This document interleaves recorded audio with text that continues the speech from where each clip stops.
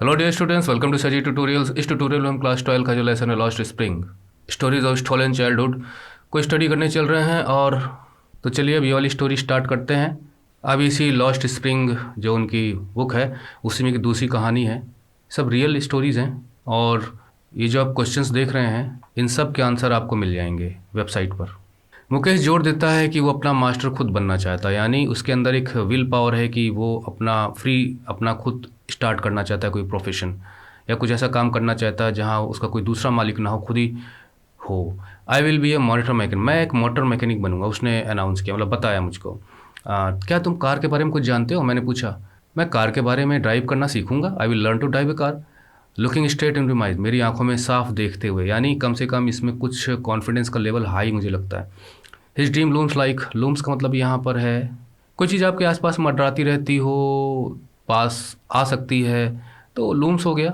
अब कोई चीज़ आपको दिख रही हो पर पूरी तरह से क्लियर ना दिख रही तो भी लूम्स है। तो his dream looms like a Miraj.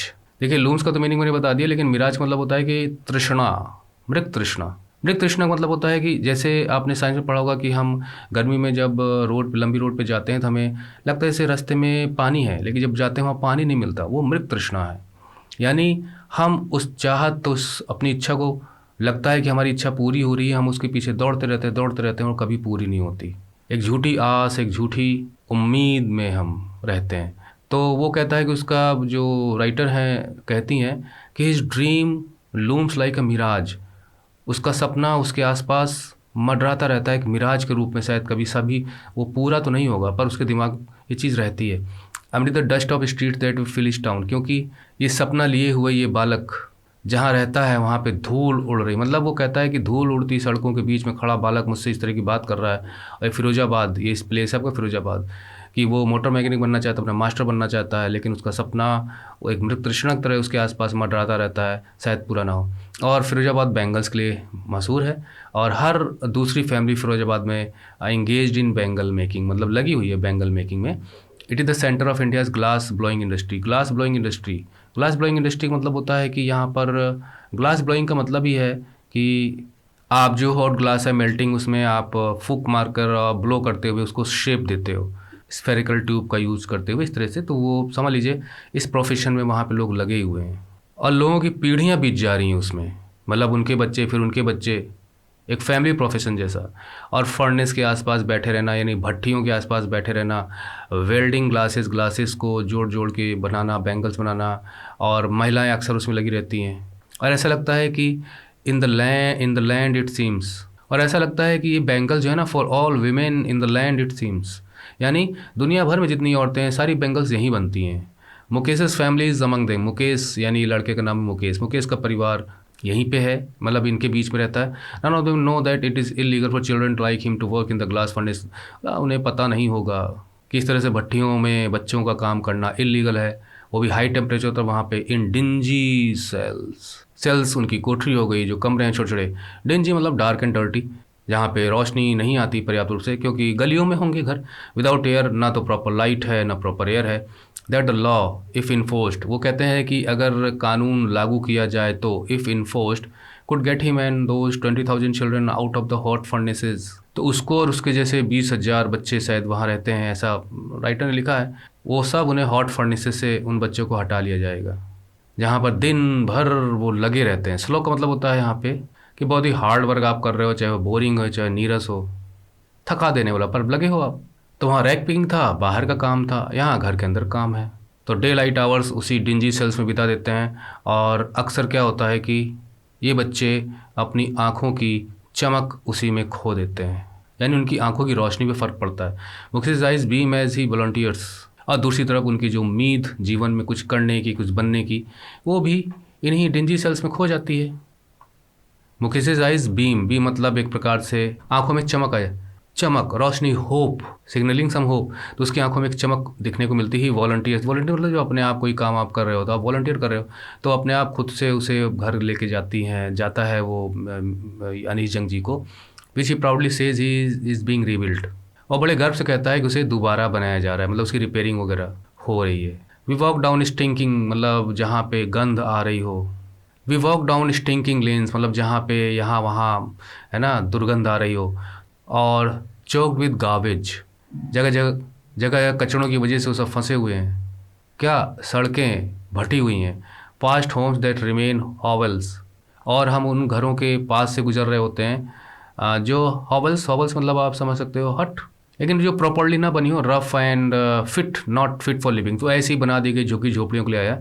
Crumbling walls, लगता है जैसे दीवारें अभी टूट के निकल पड़ेंगी, है ना, उनमें से प्लास्टर निकलता हुआ। चरमराती दीवारें, तो स्मॉल पीसेज में बटी हुई वो दीवारें। और वोवली डोर्स, जानते हैं सबके मीनिंग्स, मैं यहाँ पे क्या बताऊँ आपको, है ना। तो दरवाजे चरमरा रहे हों, हिल रहे हों, ठीक से जाम ना हो, जाम उनके जो है ढीले हो चुके हों, क्योंकि पुराने होंगी सब जगह मकान वगैरह। नो विंडोज़, खिड़कियाँ तो उसमें है ही नहीं है। Crowded with families of humans, और एक घर में भीड़, परिवार में मतलब काफ़ी लोग ही रहते हैं उसके अंदर जो मेंबर्स हैं, और उसी में एनिमल्स भी हैं साथ में, कोएक्सिस्टिंग। तो जिन झुग्गी झोपड़ियों उसकी बगल से वो गुजरता है, वहाँ देखता है कि दीवारें जो हैं क्रम्बलिंग है, चरमराते दरवाजे हैं, खिड़कियाँ हैं नहीं, वहाँ पे परिवार देखने को मिलते हैं, और जानवर भी आसपास कोएक्सिस्टिंग मतलब साथ साथ रह रहे हैं। तो बकरियाँ हैं, मुर्गियाँ हैं, यही सब पालते हैं उस वहाँ पे, ऐसी जगहों पे कुत्ते भी घूम रहे हैं। और यहाँ पे लिखा है प्राइमीबल स्टेट। प्राइमीबल का मतलब हो गया कि फ्रॉम वेरी ओल्ड टाइम्स, जैसे प्राइमीबल का मतलब होता है कि आदिकाल से, जब से हिस्ट्री शुरू हुई है तब से। स्टेट माने हालात। तो उनके रहन सहन को देखकर ऐसा लगता है कि ये बहुत ओल्ड टाइम में, जब सुख सुविधाएं नहीं थी, कुछ नहीं थी, उस तरह का जीवन ये लोग जी रहे हैं, जब जानवर और मनुष्य साथ रहते थे, इस टाइप का। Stops at door of one, वो एक दरवाजे पे रुकता है बच्चा मुकेश। बैंक सा वुबली, एक ठोकर मारता है अपने आयरन जो दरवाजा है वो लोहे का बना हुआ आयरन डोर, पैर से धक्का मारता है, पुशेज इट ओपन, ओपन कर देता है। वी एंटर हाफ बिल्ट शैक, अब हम लोग शैक, शैक भी झोपड़ी, दरअसल ऐसे ही टीन छा चुके यहाँ वहाँ, मतलब नॉट प्रॉपरली बिल्ट, रफली बिल्ट हट को हम शैक कहते हैं। तो वहाँ पर वो हाफ बिल्ट शैक में पहुँचता है, जो अभी ठीक से बनना है, मतलब उसने कहा था ना is being rebuilt in one part of it, उसके एक हिस्से में थैस्ट, मतलब उस पर छप्पर छाया हुआ है, विद डेड ग्रास, तो जो घास, सूखी घास है, उससे छप्पर छाया हुआ है। इज़ अ फायरवुड स्टॉप, तो उसी शैक में एक कोने में एक लकड़ी का चूल्हा जल रहा है। Over seats a large vessel, उसके ऊपर बैठा बैठा मतलब उसके बर्तन रखा हुआ है। ऑफ सिजलिंग स्पिनिच लीव्स, वहाँ पे पालक की पत्तियाँ पक रही हैं, फतफता रही हैं। सिजलिंग मतलब सरसरानी, छन छन और फतफत करके, मतलब जो उबलती हैं, जो खाना अपने रसोई में तो गए नहीं होंगे, तो आप देखिए जहाँ किस प्रकार से उसमें आवाज़ आती है।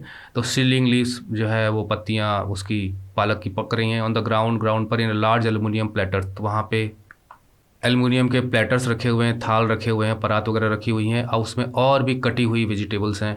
अब फ्रेल, कमज़ोर सी, वीक एक यंग वुमेन वो पका रही है वहाँ पे, और शाम का भोजन पक रहा है, शाम का टाइम है, और पूरी फैमिली के लिए पक रहा है, पूरी फैमिली एक साथ रहे। Through eyes filled with smoke, और उसकी आंखों में धुआं भरा हुआ है, क्योंकि भाई चूल्हा है ना, और फिर भी वो मुस्कुराती है, क्या जीवन है। See the wife of Mukesh Elder brother, वो मुकेश के बड़े भाई की पत्नी है, मतलब मुकेश अकेला नहीं है, उसके बड़ा भाई भी है, तो मैरिड है। Not much older in years, ज़्यादा एज की तो नहीं लगती। She has begun to command respect, देखिए कमांड का मतलब होता है यहाँ पे, मतलब होगा डिज़र्व एंड अर्न, मतलब सी डिज़र्व्स, उसकी काबिल है, उसके योग्य है, उसे मिलनी चाहिए वो चीज़, रिस्पेक्ट। इतनी कम उम्र में उसे परिवार में जो रिस्पेक्ट है वो एक बहू के रूप में मिल रही हुई है, मतलब एक अच्छी बहू है वो घर की। उसकी वजह भी जान लेते हैं। Daughter in law, daughter in law आप जानते ही हैं, बहू, पूरे परिवार की बहू है वो, पूरे परिवार की डॉटर इन लॉ है। क्यों? क्योंकि already in charge of 3 man, यानी वो लगभग 3 आदमियों की देखभाल तो करती है, मतलब घर में जो लोग हैं उनके लिए खाना पीना बनाना, ये सब चीज़ें हैं। कौन कौन है? उसका खुद का हस्बैंड हो गया, मुकेश हो गया, और उसके पिताजी हो गए। लगता है कि उसके पिताजी की वाइफ नहीं है। When the older man enter, जब वो बूढ़ा घर में प्रवेश करता है, यानी मुकेश के पिताजी, शी जेंटली विड्रॉस, तो वो थोड़ा सा पीछे हट जाती है, मतलब हल्के कदमों से पीछे हटती है। अ ब्रोकन वॉल, टूटी फूटी दीवारों के पीछे। And brings her well, well मतलब पर्दा कर लेती है अपने चेहरे के ऊपर, और नज़दीक कर लेती है। एज कस्टम, कस्टम माने रीति रिवाज है, रीतियों की डिमांड है, रिवाजों की डिमांड है, प्रथाओं की डिमांड है, ट्रेडिशन है कि daughters in law must veil their faces before male elders, यानी जब घर के बड़े लोग आते हैं, एल्डर्स मतलब बड़े, छोटे नहीं, तो चेहरा ढक लो। मुस्लिमों में तो ये बहुत ज़्यादा बड़ी प्रथा है, और हिंदुओं में यानी जो सनातन धर्म का जो पालन करते हैं वहाँ पे भी है, गांव देहात में तो है, शहरों में भी है। लोग मतलब पूरा नहीं ढकते हैं, लेकिन थोड़ा सा वो इस चीज़ को दिखाते हैं कि यस वी रिस्पेक्ट एल्डर्स। अब ये क्या अच्छा है क्या बुरा तो आप जानिए।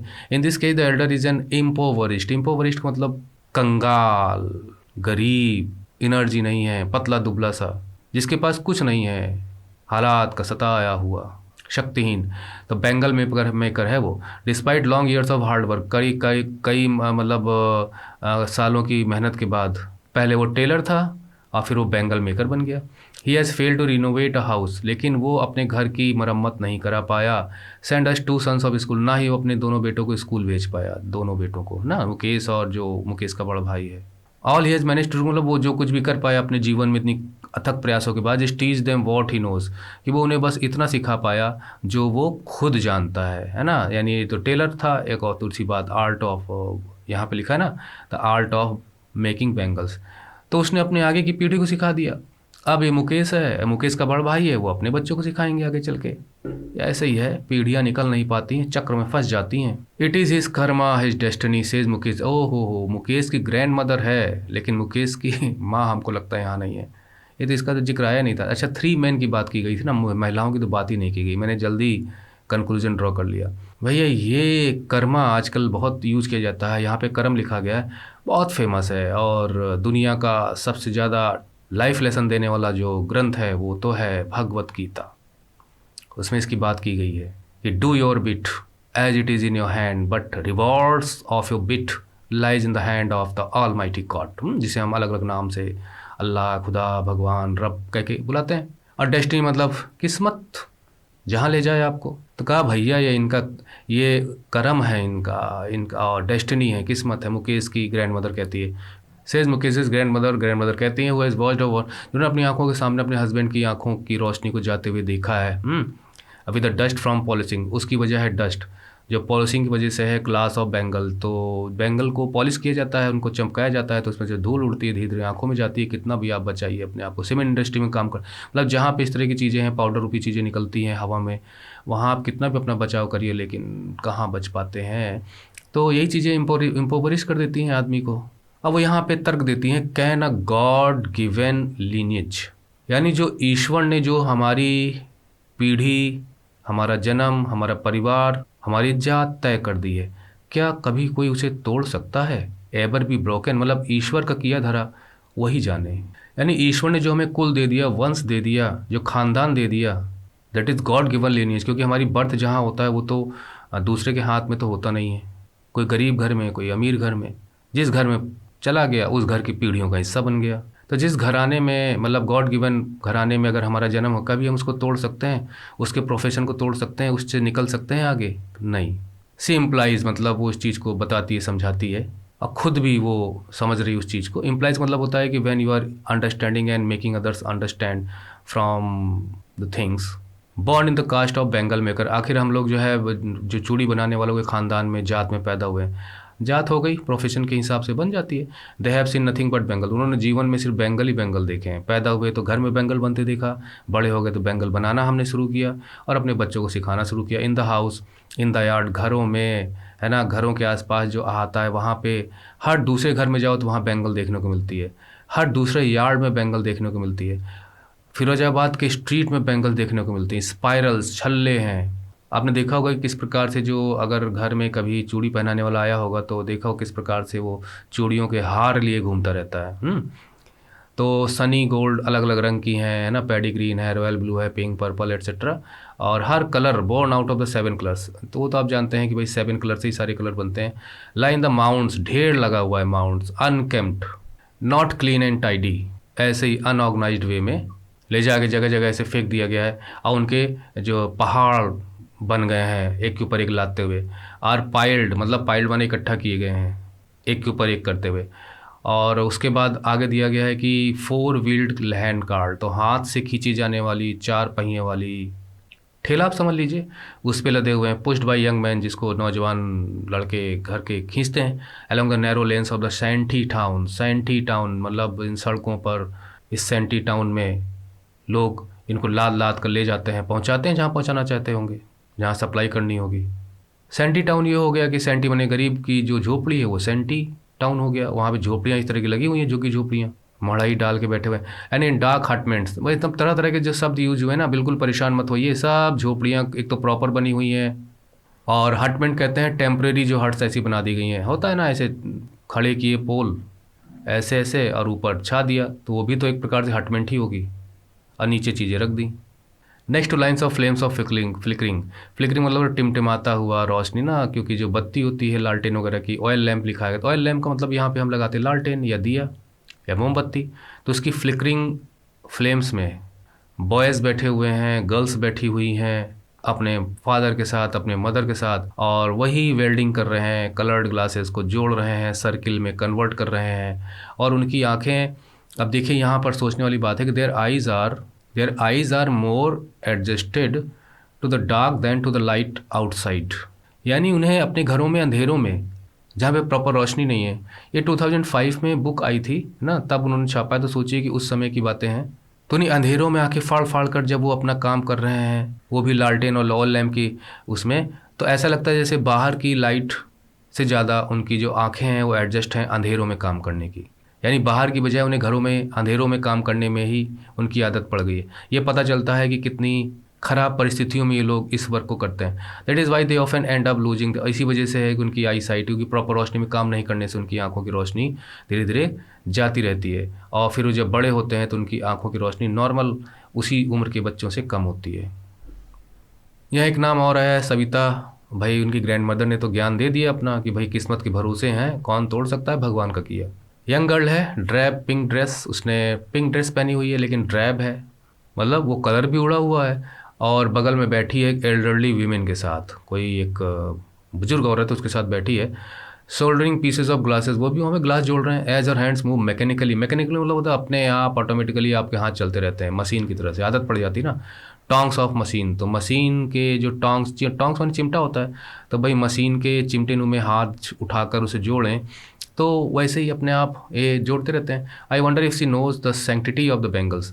हाँ, बच्ची छोटी है, शायद उसे पता नहीं होगा कि सैंक्टिटी ऑफ बैंगल्स क्या है, यानी बंगलों जो जो चूड़ियाँ हैं इनकी पवित्रता क्या है, मतलब क्या इनका कुछ शुभ संकेत है, क्या ये मजहब से धर्म से भी जुड़ी चीज़ें हैं, इनकी प्योरिटी कहाँ पे लागू होती है, शायद उसे पता भी नहीं। सी हेल्प्स टू मेक, जिन बैंगल को बनाती है शायद उसे उनकी सैंक्टिटी के बारे में नहीं पता है, उनका हमारे कस्टम रीति रिवाजों में यूसेज से रिलेटेड कुछ भी जानकारी नहीं, शायद उस बच्ची को।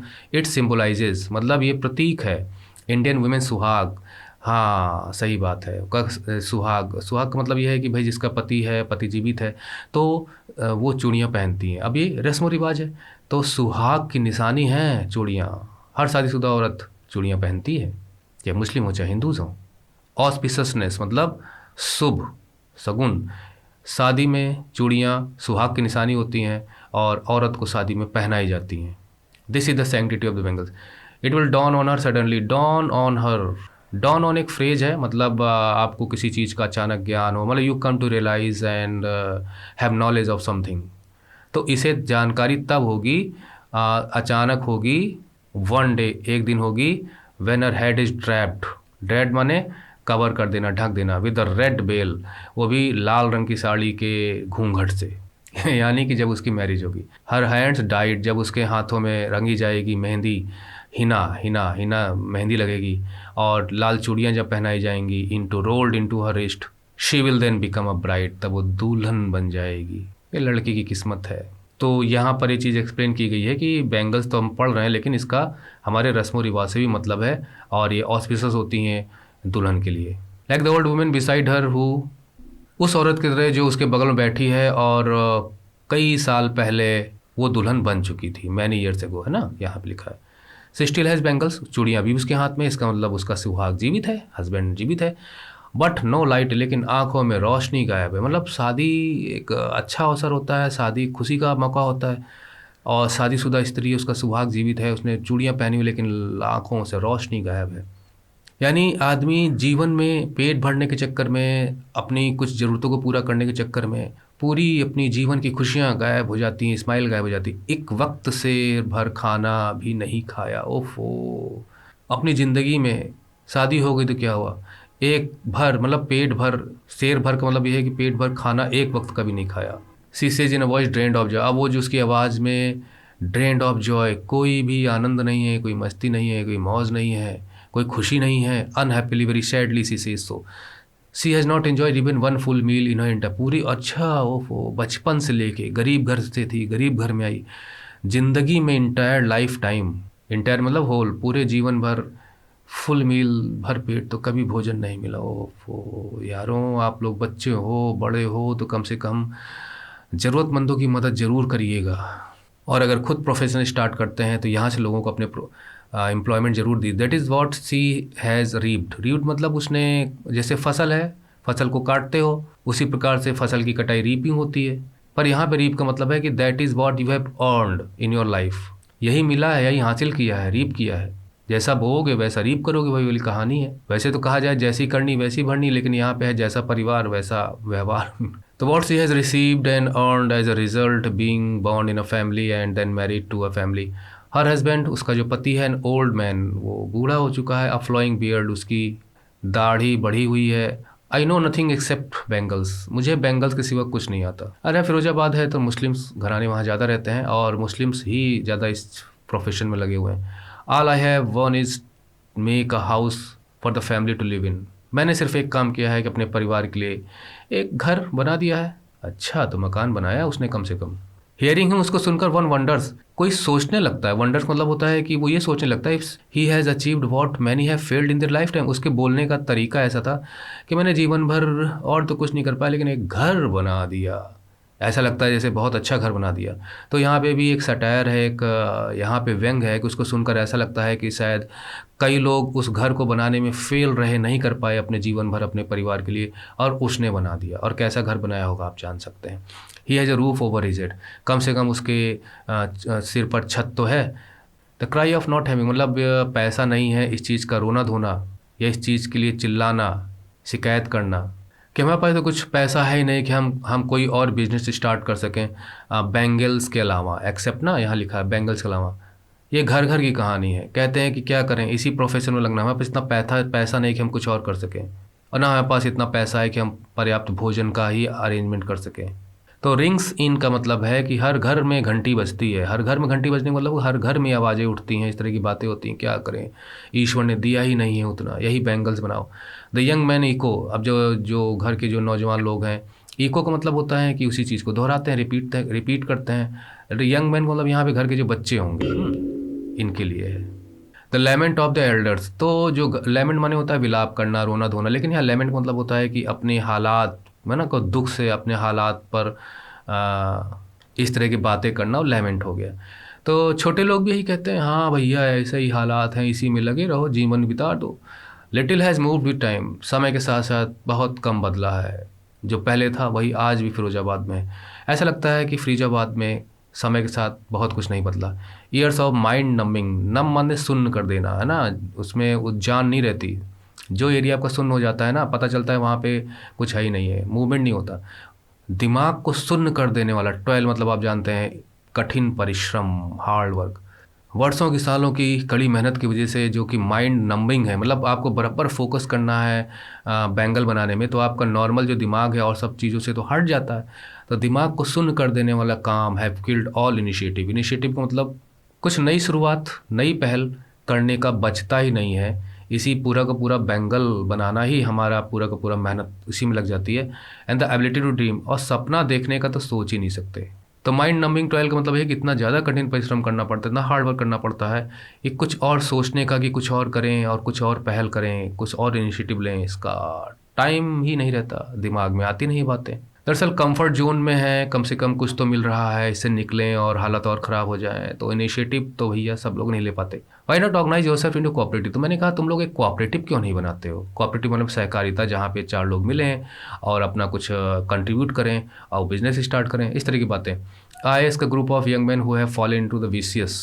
देखिए, विशियस सर्किल का मतलब होता है दुष्चक्र, फेर में पड़ जाना, चक्कर में पड़ जाना और उससे निकल कर ना आना।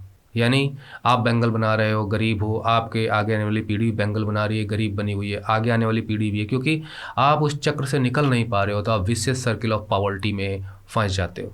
यहाँ पे जो सर्किल है वो है मिडिल मैन का, दलालों का, who trap their fathers and forefather, जिन्होंने ये जो नई पीढ़ी है इनके पिता को और इनके पूर्वजों को, फोर फादर्स को फंसा के रखा हुआ है दलालों के चक्कर में ना। 10 में ख़रीदा, 20 में बेचा, बिना कुछ किए ही 10 रुपया खुद ही कमा लिया, और 10 रुपया उनको भी मिला जिन्होंने इतनी मेहनत से काम किया। तो दलालों के चक्कर में पड़कर फंसा दिया इनके पूर्वजों को भी, इनके पिताओं को भी, क्योंकि मिडिल मैन क्या काम करते हैं ना कि आपके घरों से ही सामान उठा लेते हैं और आपको नकद पैसा घर में दे देते हैं। अब आप नहीं तो फिर आप ले जाओ, फिर बेचो, फिर मार्केटिंग करो। आज बहुत बहुत जो एडवर्टीजमेंट्स आप टीवी वगैरह देखते हैं वो ना सब मार्केटिंग स्ट्रेटेजी है। बड़े बड़े ब्रांड्स की मार्केटिंग कुछ और कंपनियां करती हैं और सिर्फ मार्केटिंग का पैसा कमा लेती हैं। Even if you get organise, तो कहते हैं अगर हम लोग जो है थोड़ा सा संगठित हो भी जाए, मतलब हमारा कोई यूनियन बन जाए, कोई लीडर बन जाए, तो वी आर द वंस। तो हम लोग तो वो लोग हैं ना, वी आर द वंस। गरीब लोग जिनके कोई सुनता नहीं, who will be hold up मतलब इकट्ठा करके घसीट के हमें पुलिस स्टेशन ले जाएगी, पुलिस ले जाएगी पकड़ के, बीटन पीटा भी जाएगा और डायरेक्ट करके जेल में बंद कर दिया जाएगा और आरोप लगा दिए जाएंगे हम लोग कुछ इलीगल वर्क कर रहे हैं, क्योंकि मालूम है कि बच्चे वगैरह भी लगे हुए हैं, छोटे लोग भी लगे हुए हैं और लाइसेंस नहीं भी होगा, क्योंकि बहुत से रूल्स रेगुलेशंस होते हैं ना। और कौन हमारी सुनेगा? देयर इज़ नो लीडर, हमारे में कोई लीडर ही नहीं है। Among them no one who could help them see things differently मतलब होता है कोई है ही नहीं है जो हमें प्रेरित कर सके दुनिया को दूसरी नज़र से देखने के लिए। मतलब कोई और पर्सपेक्टिव वर्ल्ड के लिए हम बना ही नहीं सकते। हम अपने हालात के ही बारे में सोचते रहते हैं, उससे आगे की सोच हमारे दिमाग में आती नहीं। कोई लीडर ही नहीं हमारा। The fathers are as tired as they are, क्योंकि वो और उनके पिताजी भी उतने ही थके हुए हैं जितने वो, यानी इस प्रोफेशन में लगे हुए और लगने के कारण उनकी ज़िंदगी भी उसी तरह से बीती है जैसे हमारी बीत रही है। दैट इज़ हार्ड वर्क में। दे टॉक एंडलेसली, बराबर मतलब वो बात करते जाते हैं, बातें उनकी ख़त्म नहीं होती। नहीं स्पायरल, मतलब जैसे एक स्पायरल होता है, छल्ला होता है, आप सर्कल समझ लीजिए जो कभी ख़त्म नहीं होता। That moves from poverty to apathy. और उनकी बातों में क्या होता है? गरीबी। अपैथिक मतलब होता है कि लोगों को उनसे सहानुभूति नहीं है, लोग देखते हैं कोई मदद नहीं करता। टू ग्रीड, लालच की तरफ भी बात आती है कि जो मिडिल मैन वगैरह हैं सब लालचित होते हैं। एंड टू इनजस्टिस, और अन्याय, और उनके साथ न्याय नहीं हो रहा। तो उनकी बातों में यही चीज़ें बार बार आती रहती। दैट इज़ अ स्पायरल, उनकी चर्चा इस तरफ होती रहती है। Listening to them I see two distinct words. तो मैंने यहाँ पे दो दुनिया देखी। अब हम लेसन की समाप्ति की तरफ पहुँच रहे हैं। तो टू डिस्टिंक्ट वर्ड्स कौन कौन से हैं अब आप समझ गए होंगे। बाकी वेबसाइट पे जाइए, आपको तरह तरह के स्टडी मटेरियल्स मिल जाएंगे और इंपॉर्टेंट क्वेश्चंस भी आपको मिलेंगे, बहुत कुछ मिलेगा। एक तो ये जो हम पढ़ रहे हैं मुकेश की बात है यहाँ पे, एक तो हम जो यहाँ पढ़ रहे हैं यहाँ पे मुकेश की बात है ना, और उधर साहेब की बात थी। तो दो दुनिया देखिए। रैक पिकर है आउटसाइड में, मुकेश क्या है उसका परिवार पूरा लगा हुआ इसी काम में, इनसाइड ऑफ द होम। और नुकसान यहाँ पे भी है, नुकसान यहाँ पे भी है, ड्रीम इसके भी गायब है, ड्रीम इसके भी गायब है। तो मतलब यहाँ पे देखते हैं क्या लिखा है। One of the family caught in a web of poverty, गरीबी के जाल में फंसी हुई जिंदगी, परिवार। Burden by the stigma of caste, और ऊपर से जात का स्टिग्मा का मतलब होता है धब्बा, दाग, लांछन, कलंक। जाति का कलंक लग गया है, बहुत बुरी चीज़ है ये। सनातन कास्ट धर्म में तो बहुत ज़्यादा है। जाति का कलंक लगेगा तुम इस जात में, विच दे आर बॉर्न, जिसमें उनका जन्म होता है। ये उसकी मुकेश की ग्रैंड मदर ने बताया था ना। द अदर अ विशेष circle of the sahukars, the middle man.